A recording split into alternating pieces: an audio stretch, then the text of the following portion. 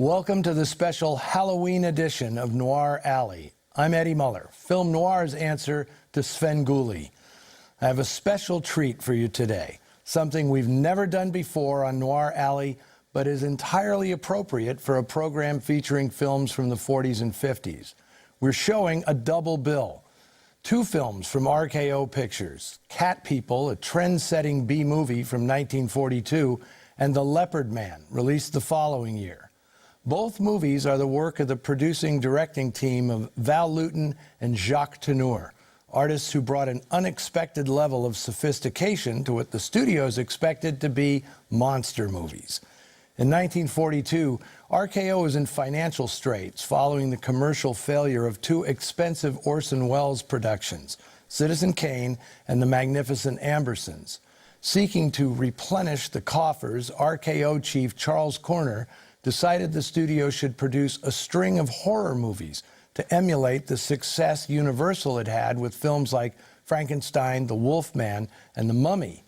Writer Val Lewton, who'd been a valued confidant to producer David O. Selznick, was hired to create the studio's horror film unit. The only rules was that Corner would supply the titles. The films couldn't be longer than 75 minutes, and they couldn't cost more than $150,000 to make. Lewton immediately brought in two talents he'd worked with under Selznick, Jacques Tourneur and writer DeWitt Bodine. Together, this trio fashioned a film from only two words, Cat People. Whereas Universal horror films were set in far-flung locations like Switzerland, Transylvania, and Egypt, Lewton decided to transpose an old-world folktale to modern-day New York, bringing the supernatural terror closer to home. He wanted to see what would happen when superstition ran head-on into contemporary science and psychology. To that end, Lewton and his team did something that subverted the monster movie template on which Corner aimed to capitalize. They wouldn't show the monster. Instead, they'd enwrap the audience in an ever-escalating sense of dread, punctuated by startling shocks, but they'd never let the audience see an actual cat person. This is why I think of Lewton's films as hybrids of horror and noir. They're films of psychological suspense more than they are horror films or monster movies. In this film, a young woman fears she's descended from an ancient Serbian tribe whom folklore claimed became feral beasts when sexually aroused. Yes, that is the premise of the movie, something the production code would only allow in a cheesy horror show. Of course, the film can also be interpreted as an archly symbolic treatment of a sexual disorder that leads to lethal jealousy. The way Lewton made pictures, audiences could experience it whichever way they wanted. Lewton, Tourneur, and Bodine all contributed to the script, which in itself was a rarity for a B-movie.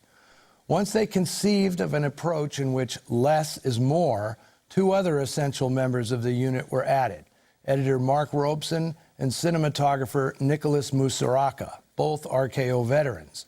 The camera work and editing in Cat People would prove influential, for it showed that the power of suggestion, in the right hands, was scarier than any monster. Instead of a Karloff or Lugosi bringing the chills, Lewton cast baby-faced French actress Simone Simon, contrasting her European mystique with a couple of all-American types, Kent Smith and Jane Randolph. RKO executives initially hated Lewton's approach, and the studio feared it had made a grave miscalculation by granting him so much autonomy. But the film caught fire with audiences who were spellbound by this fresh handling of provocative material. It ended up being RKO's biggest grossing movie of 1942, and it set Lewton up to make a series of films that would revolutionize the horror genre and add new elements to the language of movie making. From 1942, here is producer Val Lewton's initial foray into the cinema of fear, Cat People. The success of Cat People was like the film noir movement itself, wholly unexpected and unprecedented. While RKO did invest in some PR ballyhoo in urban markets, it was in the outlying areas where the film outperformed expectations. Audiences reacted positively to its suspense and its subtleties, catching RKO executives by surprise. Suddenly, Val Lewton was a prince at the studio, bringing financial salvation from the B unit, not from big-budget pictures with major stars.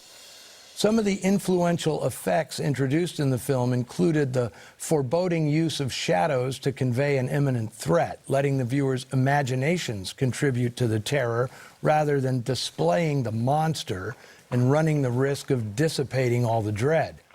Replacing the reveals that were so much a part of Universal monster movies was a device which quickly became known as the Lewton bus, named for the shot that climaxes the scene of Jane Randolph being stalked.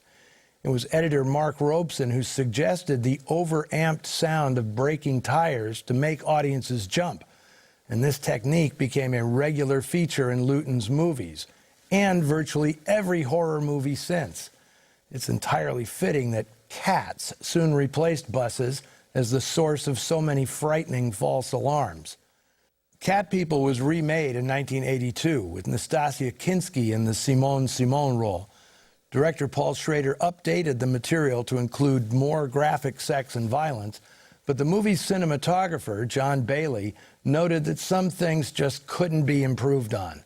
So even though actress Annette O'Toole went for her terrifying swim sans bathing suit in the remake, the rest of that scene was virtually a shot-for-shot recreation of the 1942 original.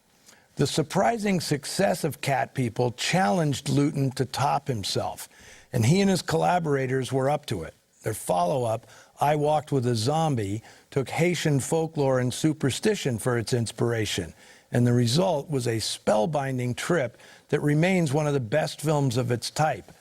The Afro-Caribbean elements, however, kept the film from maximizing its box office potential in certain parts of the United States, so RKO quickly encouraged Lewton to return to the sleek and sinister allure of big cats. The Leopard Man, up next in our Halloween double bill, was based on the novel Black Alibi by a writer who was just starting to make a huge impact in Hollywood, and on film noir in particular. Cornell Woolrich was, by sheer volume, the most prolific writer to emerge from American pulp fiction. But success meant nothing to this lonely guy, who lived most of his life in a Manhattan hotel suite he shared with his mother. Armed with a Remington portable typewriter, he banged out fear-soaked stories of innocent people trapped in life and death circumstances.